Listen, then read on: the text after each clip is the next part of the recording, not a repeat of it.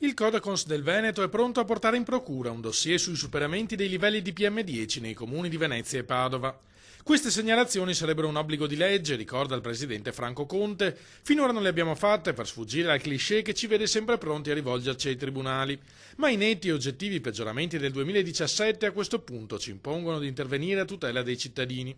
E su questo credo che ci sia una sfida sia per il governatore sia per le associazioni di tutela dei consumatori, perché il 2018 rappresenti un anno di svolta, con maggiori controlli, con maggiori tutele e maggiori sanzioni, perché veramente la salute resta un bene primario, ma va coltivato con comportamenti coerenti. Su questo saremo intransigenti e non faremo sconti a nessuno, né a Roma né a Palazzo Balbi.